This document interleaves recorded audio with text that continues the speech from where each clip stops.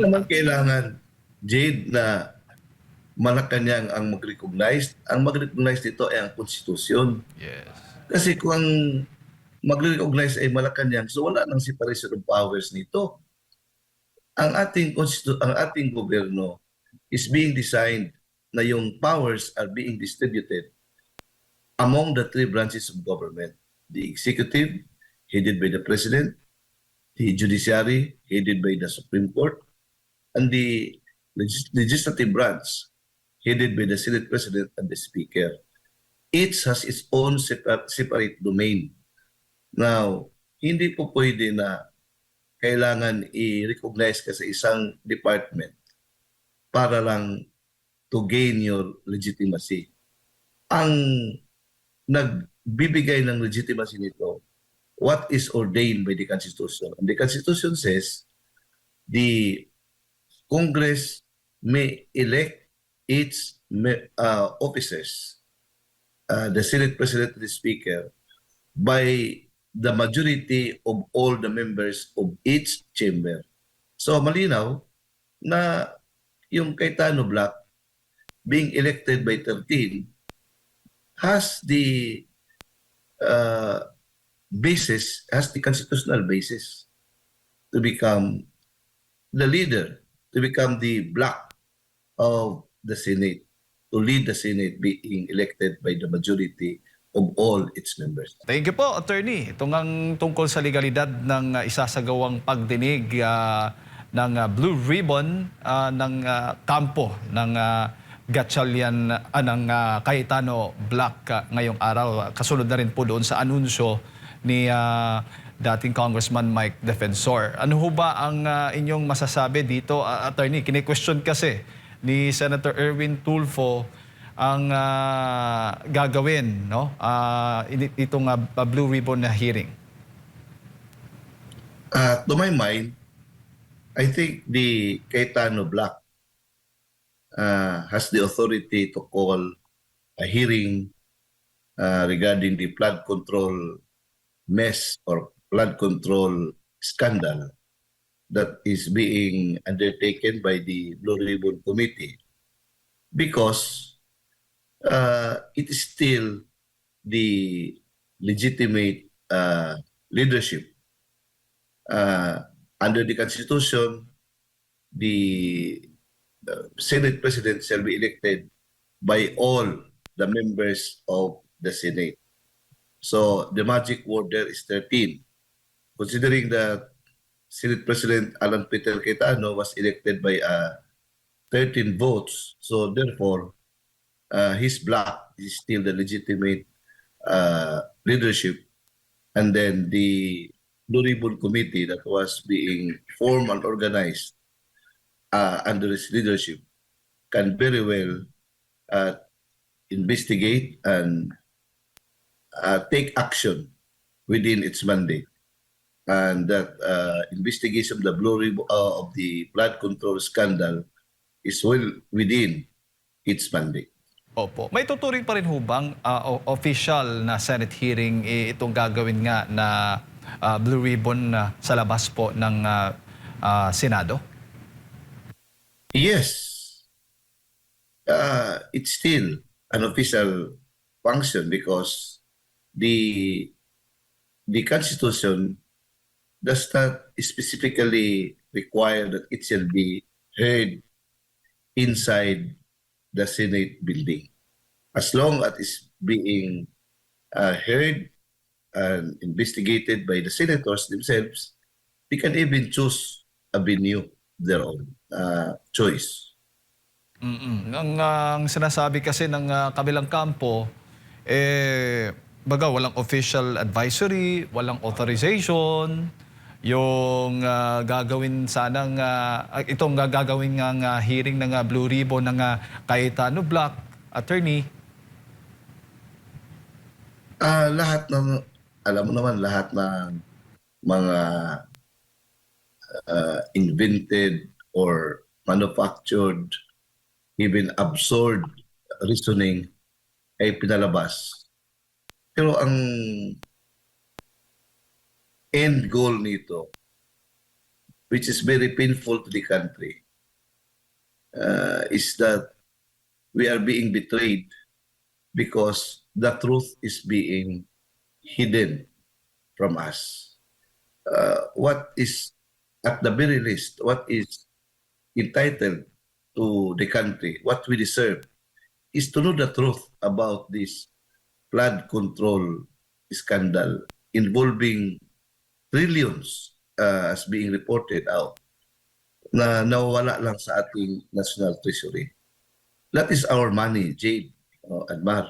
So all of us have a stake on this particular search for truth, and the country deserves to know what was really, or what has really happened to this magnitude amount of money stolen from us. Ang sabi pa nga ng ilang kritiko nga nitong gagawing Blue Ribbon na ngayong araw, attorney, baga itong hearing na ito ay for press freedom at hindi po in aid of legislation? Pabayaan mo yung mga kritiko na yan kasi lahat naman talagang wala naman sa makikitang maganda sa ginagawa. Yung mga kritiko na yan ay biktima man rin sa flood control scandal. Pero iwan ko bakit they are blinded by the truth. At Blinded by the reality. opo. At bukod sa hindi nga daw otorisado, bahagi daw ng destabilization plot itong gagawing hearing na ito. Bakit ba to find out the truth is already destabilization? Di ba part and parcel yan sa ating democracy? In fact, freedom of expression ang pinaka core or spirit ng freedom of expression is to find out the truth. Yan yung philosophical basis ng freedom of expression as expressed in the case of US versus Abrams.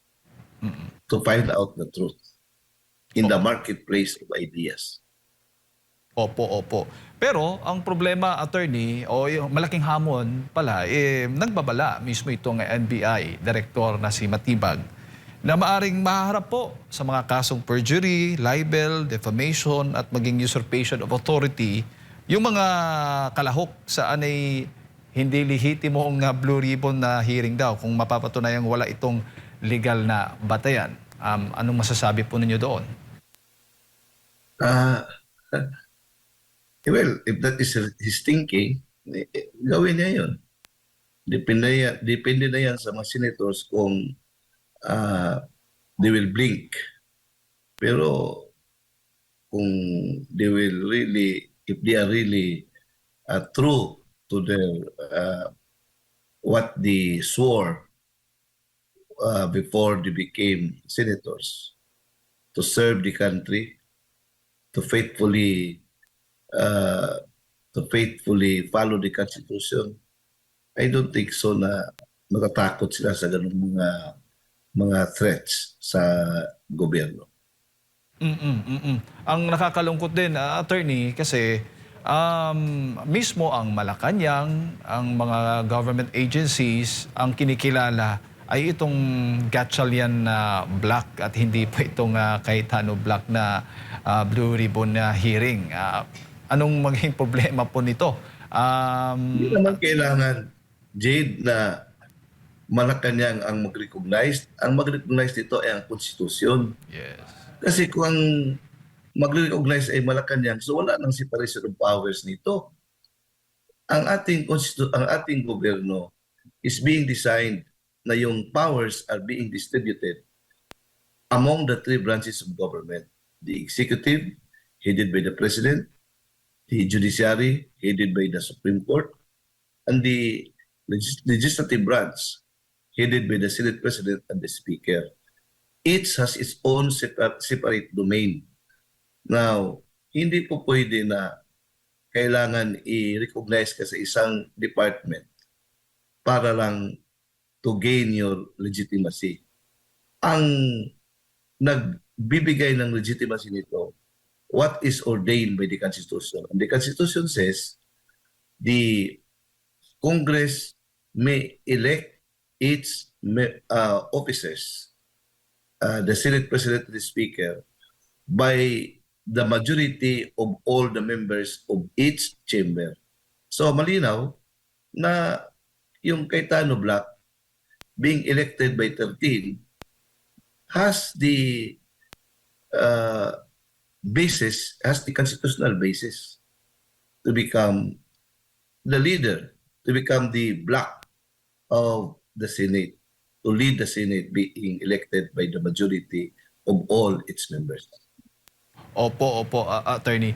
Itong gagawing investigasyon kung sana matutuloy na Blue Ribbon hearing, yung mga testigo pong lalabas, attorney, sa tingin po ninyo, ito ang kanilang mga testimonya ay magiging matibay na basihan laban po doon sa mga opisyal na gobyernong nasasangkot o masasangkot nga dito sa maanumalyang flood control projects.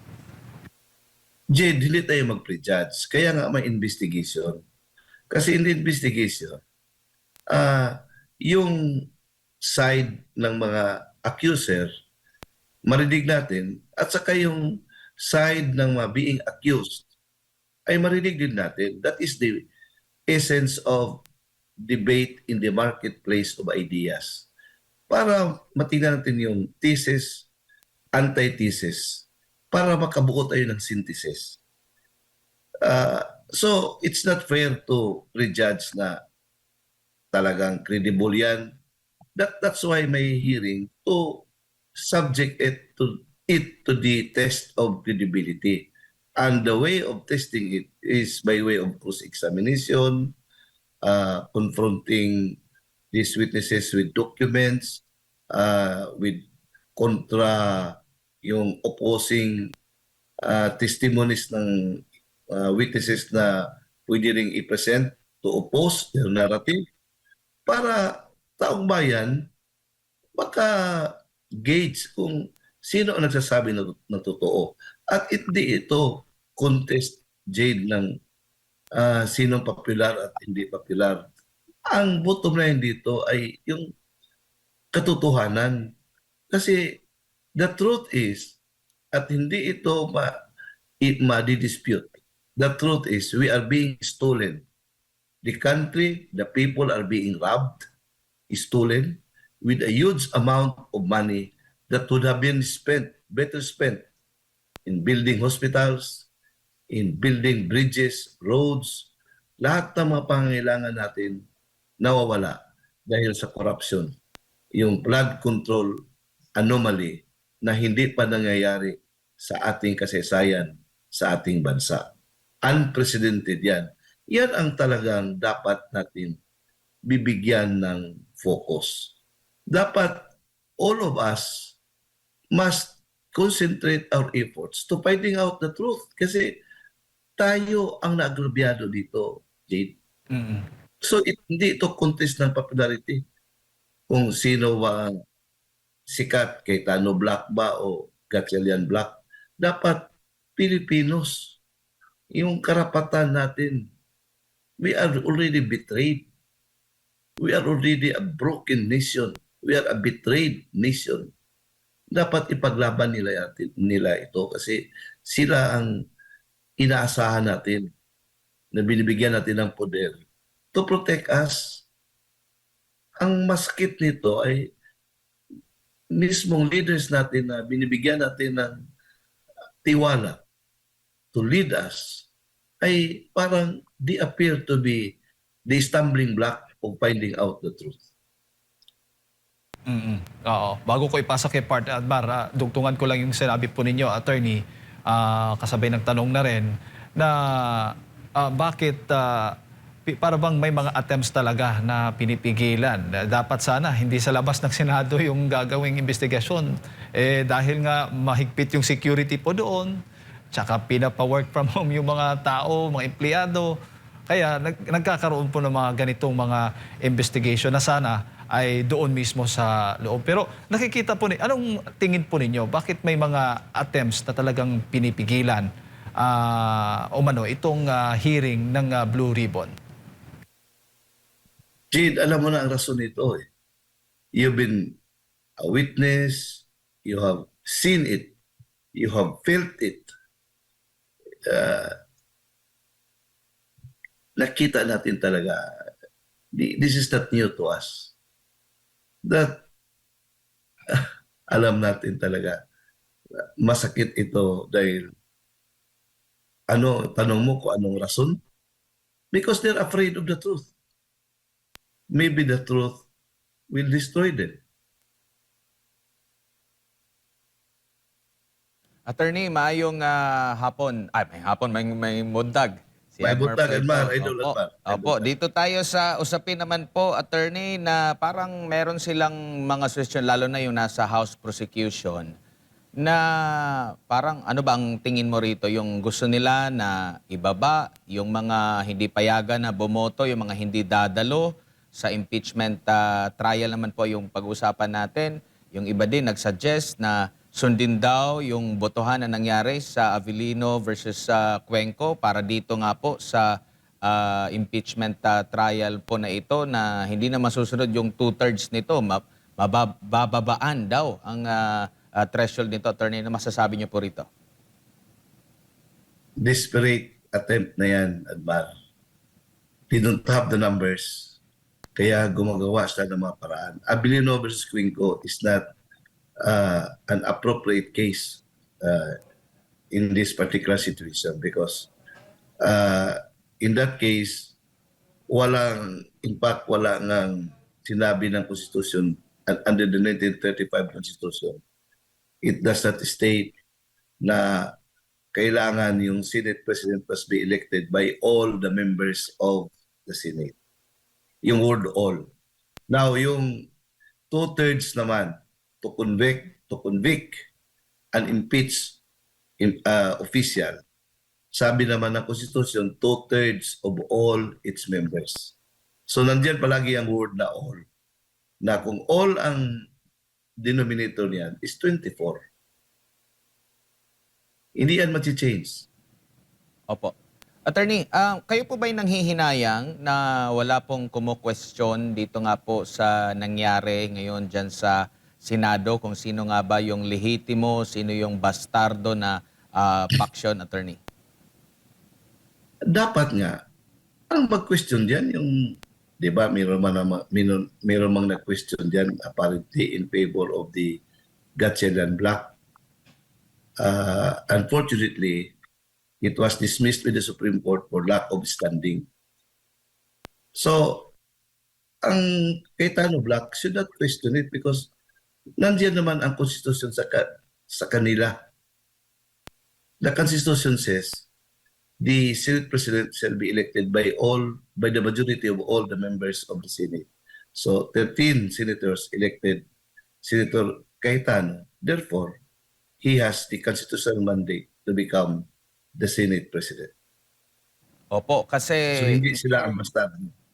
Opo, meron kasing mangyayari din pong special session, pero kumbaga parang kakaiba ito sa nakasanayan na special session ay pinapatawag ng Pangulo dahil malimit lang itong pinapatawag pag may pinaka-urgent talaga, no, na dapat na may pasang batas, lalo na yung pagpupondo sa panahon ng emerhensiya, kagaya po noong panahon ng pandemya nung may kailangang ipasang batas, no, Bayanihan Act yung tawag doon dati. Pero ito nga po, though malinaw ba sa Constitution or sa batas natin kung hanggang saan lang sasaklaw yung special session, attorney? Urgent matters, sabi yan. Under the Constitution, the President may call at any time Congress to a special session to address urgent matters or emergency concerns that need immediate legislative action. I don't know kung how they will define urgent matter. At marami ang posibleng mangyari kahit hindi nakasaad doon sa kanyang proclamation, attorney. Kahit na yung reorganization, hindi mapipigilan dito po sa special session na ito, attorney.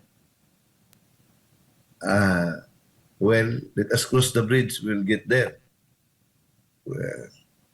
Call yan ng Congress, ng Senate. Ang isa din Don't know sa what possible they na were problem dyan, contemplating. sino yung magpe-preside, attorney, ng special session? Problema na yan. Admar, ah, talagang malikot talaga yung utak mo. Kailangan ko dyan sa Senate na Admar para magka-problema sila. Attorney, siguro bilang panghuli, mensahe niyo po sa ating mga kababayang nakamasid po rito na sa mga kaganapan ngayon, ang dami na nating kinakaharap na problemang panloob, panlabas. Ano na lang po yung maipapayo niyo po sa mga Pilipinong nakatutok din sa mga ganitong klaseng issue po, attorney? Ito lang masasabi ko, we should hope and pray because those who hope in the Lord shall renew their strength and shall soar on wings like eagles. And we will never grow weary. We run, but we will never grow weary. Hindi tayo mawala ng pag-asa, Admar. May bukas talaga nito. May hangganan talaga itong paghihirap natin. We continue hoping and praying because we will renew our strength in the Lord.